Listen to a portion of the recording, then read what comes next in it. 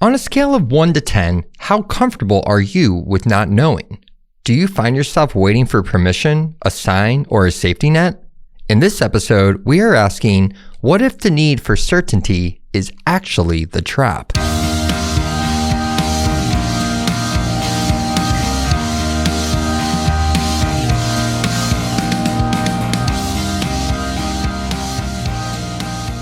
Hello, welcome back to Be Make Do, a Soul Makers podcast, where we explore what it takes to live out your call in the arts with spiritual wholeness and creative freedom.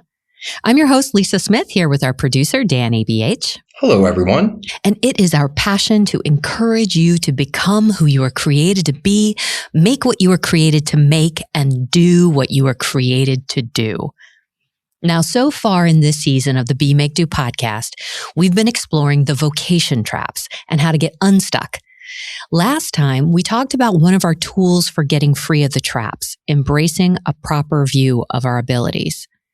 This time, we're picking up a tool to break the icy anxiety that keeps us frozen by learning to embrace uncertainty, setbacks, and serendipity.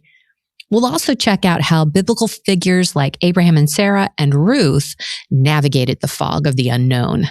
Let's get started.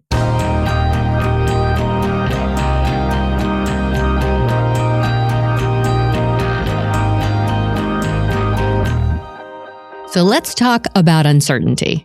So Dan, on a scale of 1 to 10, how comfortable are you with not knowing? I think for me, this season, specifically what's going on with me creatively and spiritually right now, I would say I'm at a 5. You're at a 5. I'm at a 5. With 10 being super comfortable, I'm I'm definitely in the middle. Yeah. And I feel like I zigzag between a 3 and a 7, depending on what's going on. Yeah. You know, I don't know. I think generally speaking, I am not very okay with uncertainty. I really don't like it. Like on one level, like I like ideas where I don't know the answer and then I get to kind of play with it, but that's ideas. But in life, like I don't like not knowing what's going on in somebody else's head or like where things are. Like I want to map the whole thing out so I know where I'm going and what we're doing. So I would say I'm pretty low, like most of the time. I'm probably down there in a 3, but it's weird because there's also the faith element. And sometimes, I think that then goes up to a 7. Ooh, okay. That's an interesting insight though, because I realize that's where I'm placing the uncertainty within the context of faith with God. So it's like I'm certain about God. So I have more comfortability with uncertainty.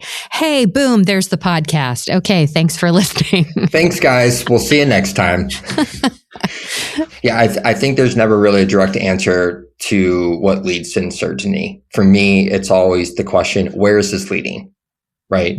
How am I going to know? I think the culture always tells us you need to know where this is leading, but faith doesn't tell us that. Yeah, I really think uncertainty is the biggest hang up for Christians in the arts.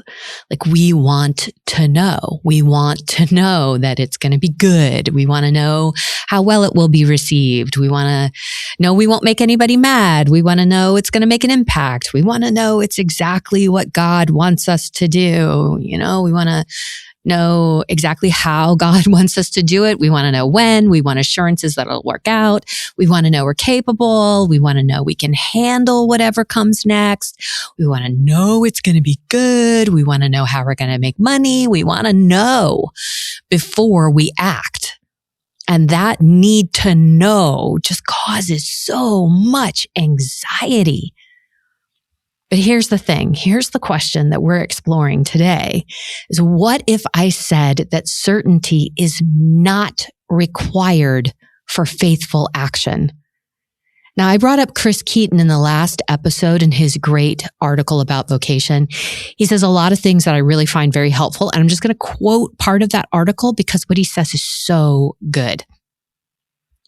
He writes, the anxiety around uncertainty is caused by the belief that we need certainty to act, but we don't. Journeys entail seasons of hardship or even regression, but certainty is not required. God consistently leaves in mystery even in the most particular calls. Uncertainty can become a freeing catalyst for action when we realize that taking a few steps in a direction doesn't lock us into that path for life. Instead, it can become part of the discernment process. When I first read that, I was kind of floored.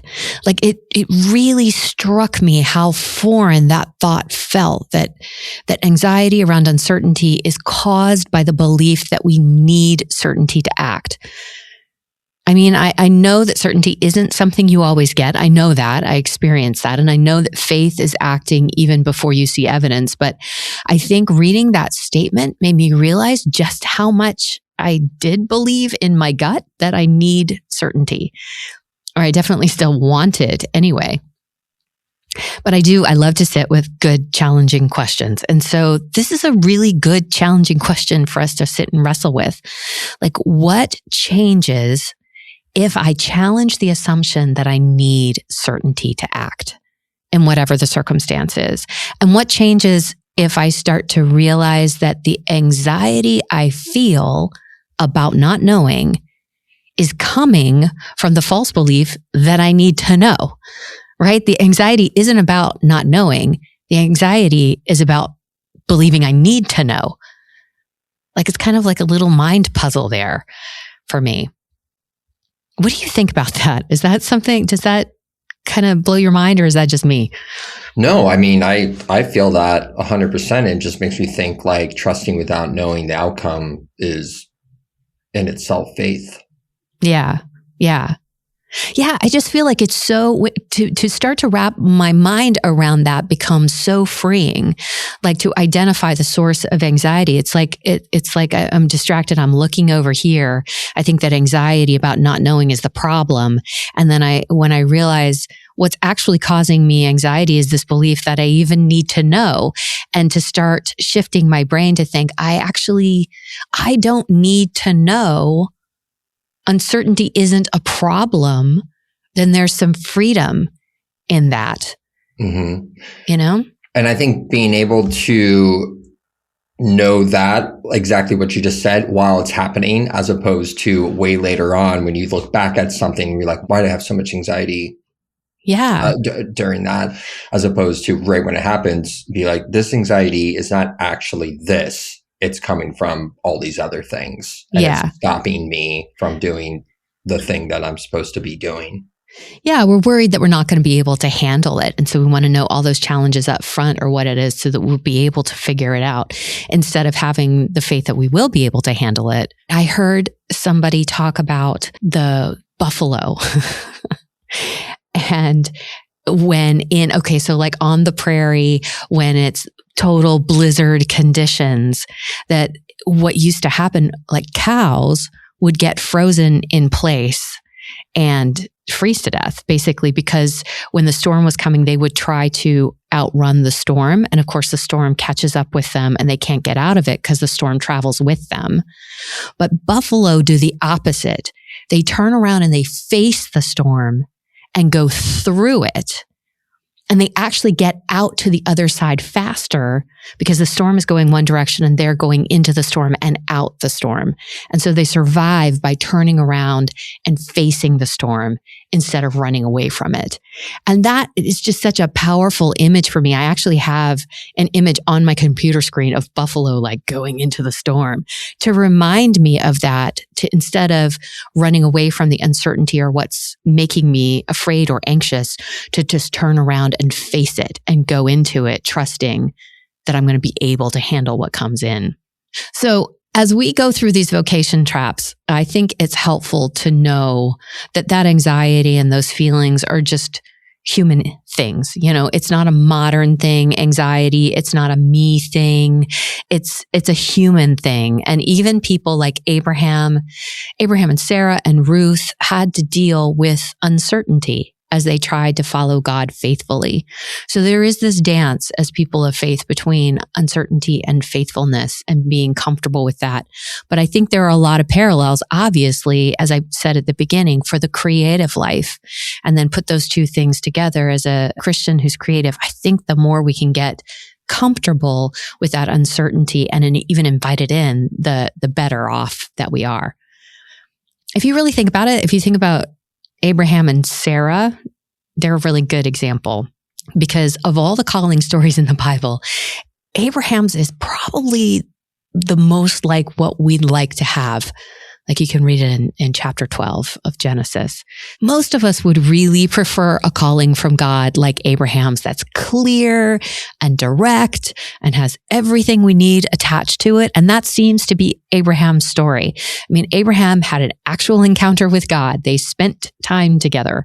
God told Abraham exactly what he was up to. He made a covenant with Abraham that he would make him the father of a nation. And he told him that his children would be more numerous than the stars. And he even marked this call by changing Abram's name to Abraham.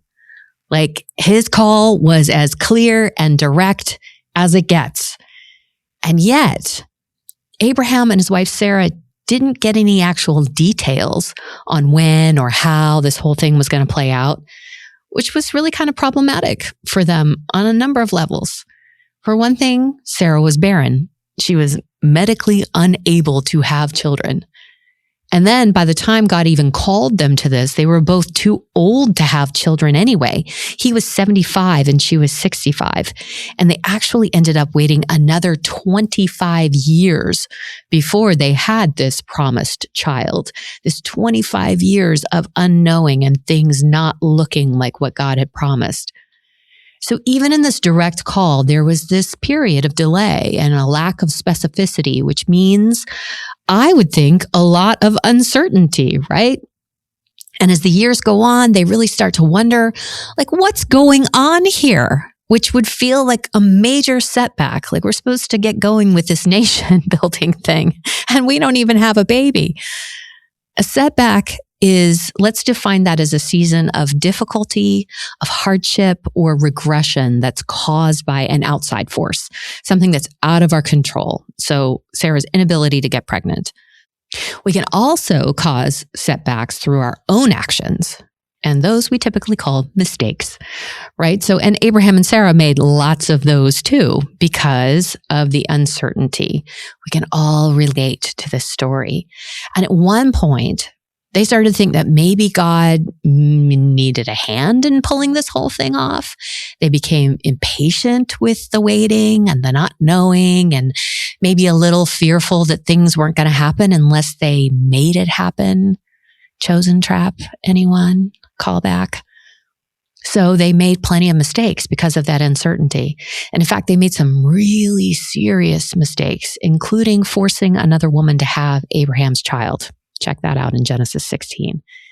And yet, Abraham and Sarah are known for their faithfulness.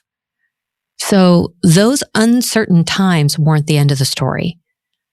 So what can we learn about how to think about uncertainty, setbacks, and mistakes from their story?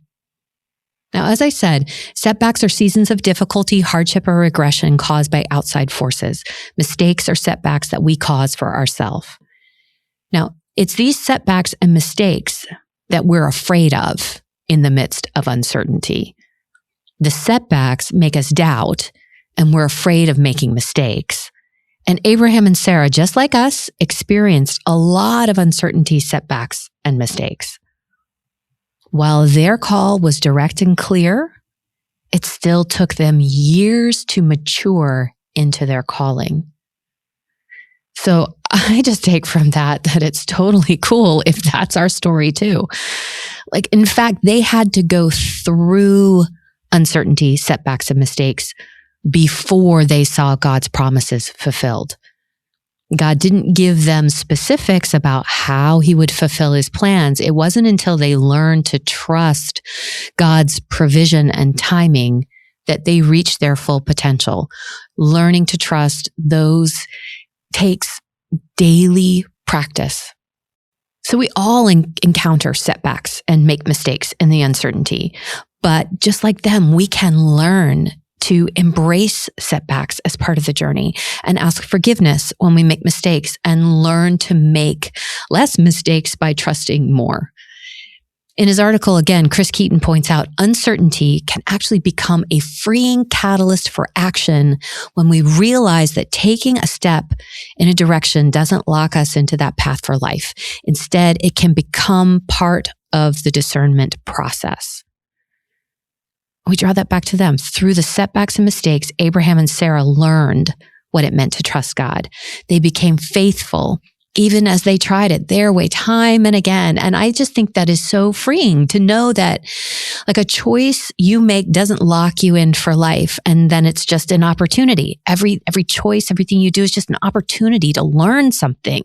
And then like our biblical icons, keep moving forward, keep believing that God will do what he said and allow God to shape us through the process. Like at the very beginning, Abram, before his name was changed, Abram was confused about how God would do this thing. But Abraham went up onto the mountain, prepared even to sacrifice his own beloved son, knowing God would do what was best. Like I cannot even imagine the level of spiritual formation it takes to get to that level of faithfulness. But it was through that process of daily learning to trust that Abraham got to that point where he learned to trust God and keep moving even in the midst of the most terrifying uncertainty. Let's just, what do you think about that, Dan? Let's just chat about that for just a second. This idea that taking steps in uncertainty can actually be part of the discernment process. Going back to the buffalo thing, I think that's such a good visual too. It's just like being able to push through if you're able to and not paralyzed by that uncertainty. I know in my heart and my mind that absolutely something is going to happen. It might be a gigantic mistake, but I'm going to learn something through that mistake. But it's easier for me to feel paralyzed and to just sit there and be like, well, I'd rather not do anything because I'm not sure where this is going to lead. And I think discernment is a big part of that, of going through the storm and taking chances. And another thing about getting paralyzed by uncertainty is that I won't say we, but for me, I always think once I make that decision to do something, it's one and done and it's not fixable. When the actual case is that not only is it fixable, it's malleable. So even if you do make a decision and get through this paralyzing thing, or get through this anxiety, that doesn't mean the decision that you made isn't changeable, and it's malleable. So yeah, I love that. And he brought up discernment, and I think it's interesting. Maybe it's just in my head, but I feel like most of the time when we think about discernment, there's the sense of like withdrawing, being quiet, waiting, in prayer, which is definitely a huge part of discernment, is that listening and waiting. But what we're talking about is kind of adding discernment part 2 is action. Yeah. Is like, once you have a sense of something, move, and then you'll get more information, which happens all the time. Like you make a choice and then you find out, oh, I don't like to eat that food, but it's not a problem. You learn more information, which helps you make decisions in the next round. Yeah. Yeah. I love that you just said that, because I do think of discernment in a 2-part thing, because it's not just like I'm doing some really good thinking over here and now I'm done. Yeah. Right? It's like it's being in prayer, it's thinking, it's resting, which is very hard for a lot of people. And if you're not rested, you're just going to have anxiety anyways, right? But then there's that process of then making a decision based upon that discernment. Yeah. You know what I mean?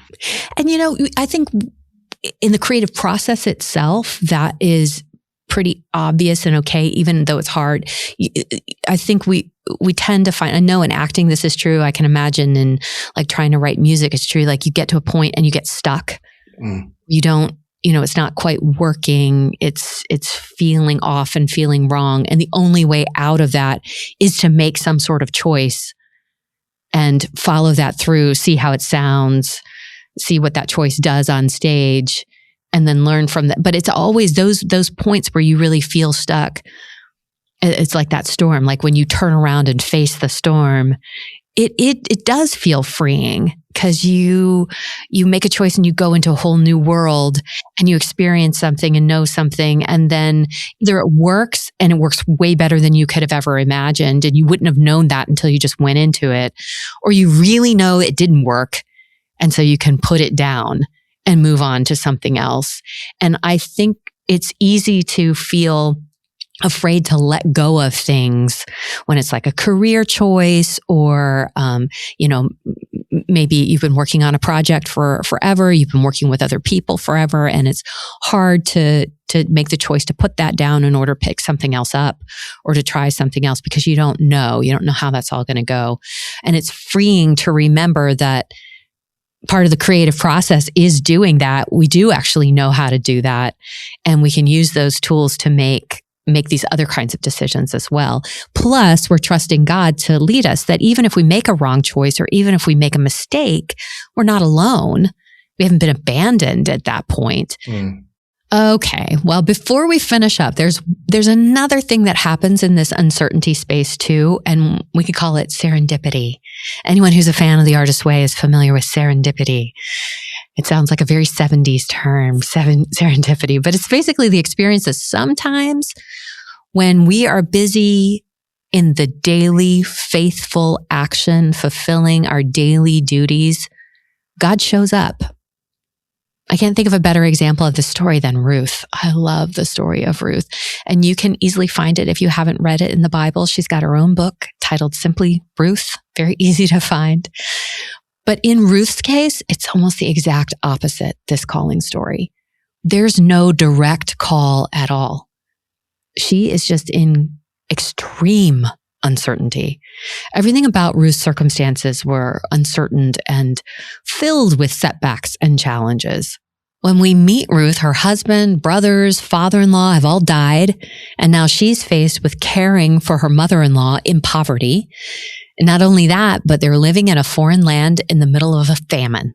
So they have no resources, no family, basically no future. But even though Ruth has suffered bereavement and famine and loss of identity, she chooses to be faithful the best way she knew how, by relying on the faith and wisdom of her mother-in-law, which meant faith in her God. So Ruth is a woman with no plan, no power, no special ability, no inspiring calling story, just very simple but strong dedication. Now, I think it's important to realize Ruth wasn't even hearing from God. She was following the faithfulness of Naomi and her people. She exhibited incredible humility and self-sacrifice and purity of character. And along the way, she experiences these wonderful serendipities. It's just such a beautiful story. When Ruth goes with Naomi, basically crawling back to Naomi's hometown, Ruth is instructed to go out in the fields and pick up leftover grain as a way for them to just survive. And as Ruth is faithful in these little, very humble, menial acts, she just happens to go to the field of the one person who could help them. And he just happens to be there that day and is impressed with her. And he just happens to be the kind of guy who's looking for a girl with this kind of character and is willing to take the steps to marry her. And on and on. The story is just filled like that. Ruth's is a story that illustrates how by being faithfully present in the little things, sometimes we quote unquote, find ourselves where we were hoping to go. Sometimes we just happen to be in the right place at the right time.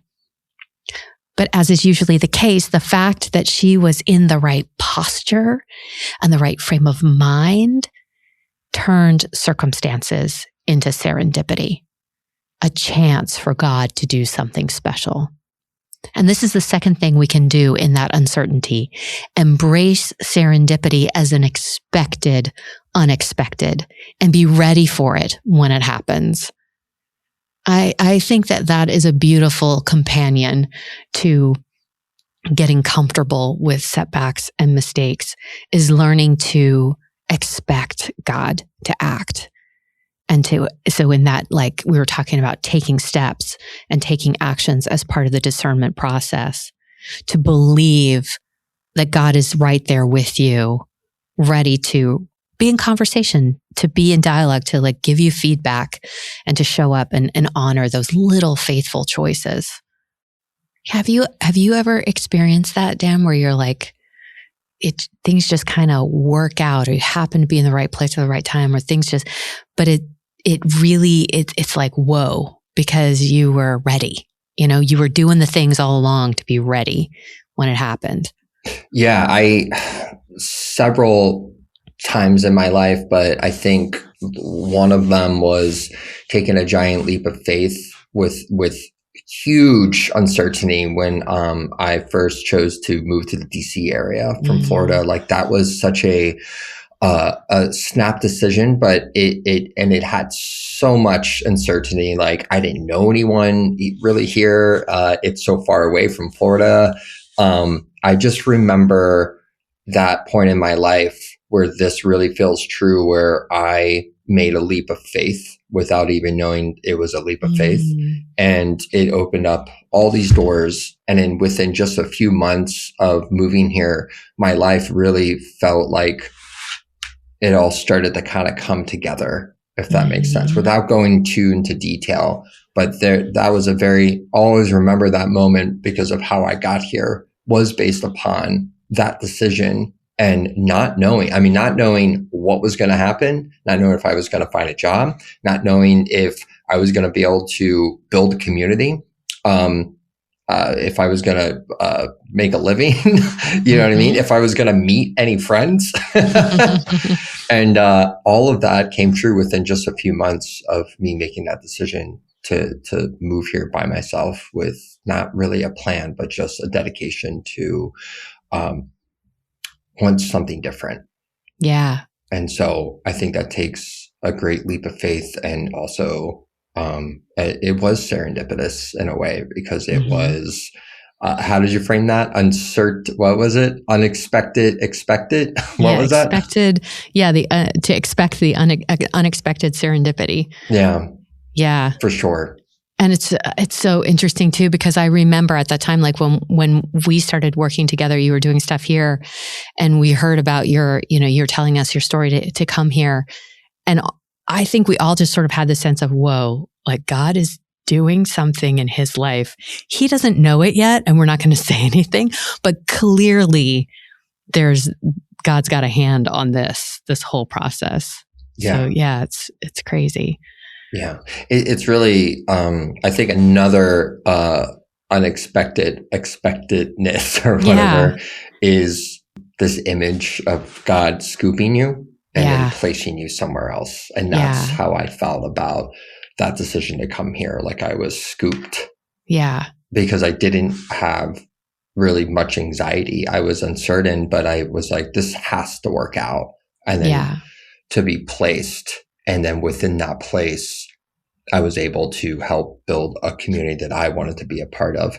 And it was actually easier being in a foreign area, if that makes sense. So. Yeah. So I think that's a great example too. Like you couldn't know that. You wouldn't know that the very challenges that you might be worried about would actually be the things that would help you. The fact that you don't know anybody, the fact that you're starting from scratch.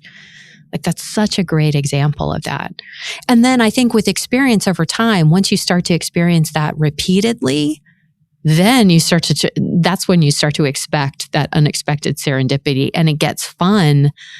Like I had a year or so ago, I really felt like, and this sounds ridiculous, but I felt like Jesus was saying, be reckless with me. And I was like, what? What does that even mean? Like be reckless. But as I just had this image of that being so invitational in a playful way, but also challenging my idea of what I needed or what I needed to be certain of, that my feeling of what's reckless is not really that reckless at all, And so the invitation is like, it's just like Jesus is saying, I have so much to give you. There's so much here. You can handle so much. We can handle so much together. Don't hold back. So our biblical icons are modeling that way to act in the face of uncertainty by embracing setbacks and mistakes as part of the journey and learning to expect the unexpected serendipity.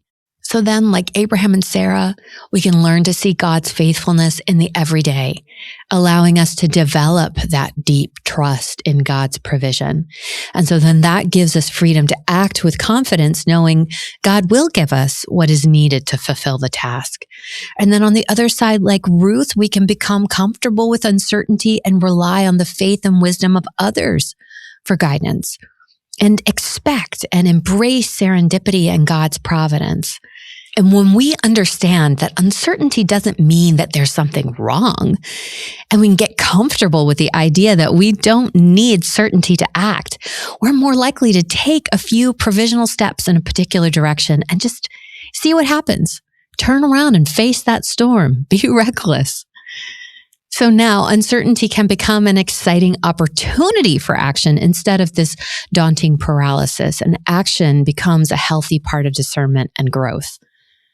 Now, remember at the beginning, I read that the stress that arises from feelings of uncertainty comes from the feeling that certainty is required. I want you to walk away trying to wrap your head around the idea that certainty is not required, because embracing the freedom in uncertainty is a sure way to escape any of the vocation traps. Next time, we're going to wrap this up talking about finding freedom by learning to practice faithfulness in the everyday, regardless of circumstances. Talk to you next time. Thanks for listening to Be Make Do, a Soulmakers podcast. Join our brand new Instagram broadcast channel at Be Make Do Podcast for exclusive content, episode-related polls, behind the scenes, and a chance to have conversations with us. We'd love to hear from you. All links for this episode are located in our show notes.